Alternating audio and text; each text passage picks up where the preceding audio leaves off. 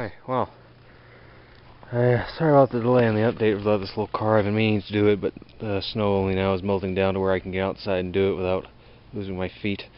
I haven't done a whole lot to the body except this side is pretty well to shape and the door is made.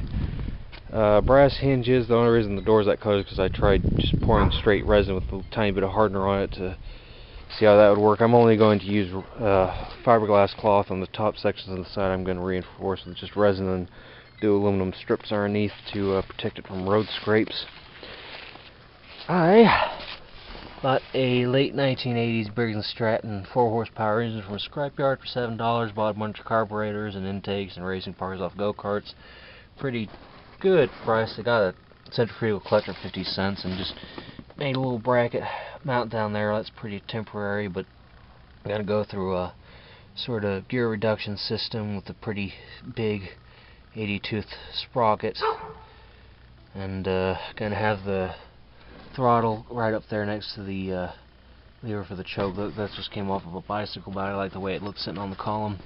Shorten up the steering wheel a little bit, and that's a 1,000 pound capacity Workman rear end on it, or 700 pounds. I'm not sure. It can take quite a good bit of weight, and welded up a tube bracket. Used tubing because the tube wouldn't torque from the load, because now I've got a leaf spring suspension, just simple counter arm.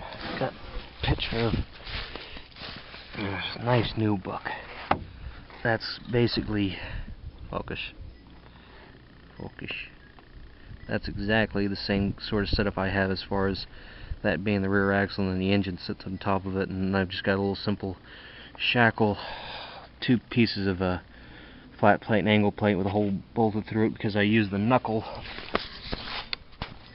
right there with a rubber hose in it to act as a dampener and bolt through it. So that's simple as it can be. Later I'm going to add some shocks to improve the road ride quality, but gas tank's temporary, and I'm going to actually insulate between here and the motor compartment so I don't end up gasifying myself while I'm driving. I'm still going to have pedals. That's the reason that little ratchet cassette's down there. That's not what the chain's going to go to from the motor, but from the pedals, so I can still pedal this thing. And I hope to have it registered as a legal micro car, although the state I am and law and regulation as far as low-speed vehicles go, I'm not exactly sure if it'll be successful, so it might just turn out to be more an event vehicle. But got some pretty thin galvanized sheet metal I'm going to use for these harder curves, and back here I'm going to line the inside with heat protection to protect it from the heat of the motor. I also have a fan that blows over, and I'm thinking about having a directory where it blows that hot air into the cab during wonderful weather like this. But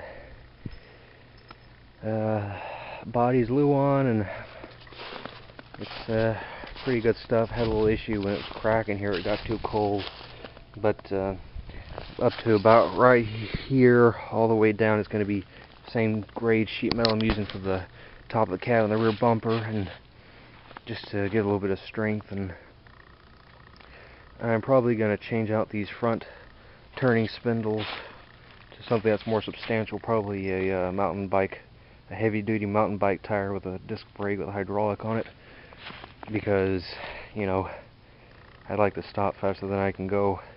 0 to 60 is a terrifying realization that I'm glad will never occur, so that's solace.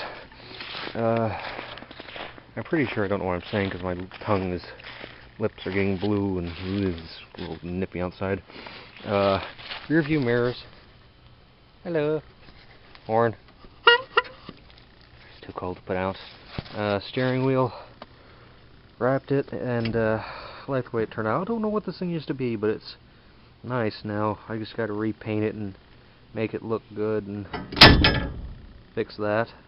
So I don't have it bolted down there. I just had it sitting on the steering assembly, and this system right here I'm gonna deal away with because there's too much play in it. It tends to develop this thing called a what do you call it? Oh yeah, death wobble. So I gotta fix that. Speedometer's gonna stay on the outside. I like where it is on top of the wheel, but I might move it to sit right here. I'm not sure yet. And I'm going to have working blinkers and brake lights, and all the important lights are going to go up here up top where you can see it, and then the license plate will go down here somewhere. And I'm probably going to widen that window but leave rear columns here, and have to where the back window can open and the front window will tilt so I can get some airflow during the summer. Once again, sorry it's been so long since I did a video on this, but it's been really cold out, and time to put her back to her winter hibernation and get back inside and keep the fire going. So hope you liked the video. Sorry about the delay again. I still don't know how many times I said that, but thanks for watching. If you have any questions, put them down in the little thing it'll do in the bottom, and I'll answer them if I feel like it. See ya.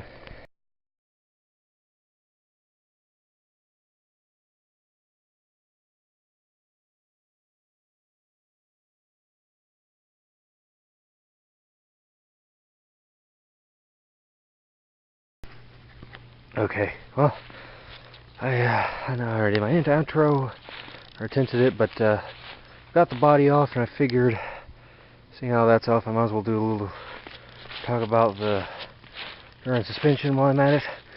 Chassis up front hasn't changed much yet. I'm taking those off because I've got a proper, better seat made that's about 10 pounds lighter, so that'll be appreciated. Engine, 4 horsepower Briggs & Stratton. Got it for $750, or I think about $750 from a scrapyard. So got a good price on it. About it. When I drained the oil, it looked like black paint. So I don't think it had ever been drained before. The Craftsman air cleaner on there. Oh, pretty cheap. And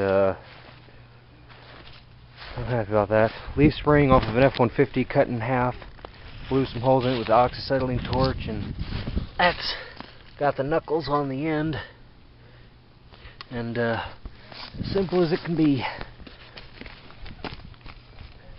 The problem is the motor does that, so I don't know how it's going to react when it's running, but I think that motor came off of a tiller. Got to move the gas tank up.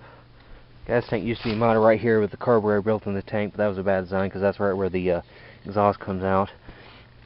I already burned off the galvanization just from a few moments of running. It runs pretty good, decently.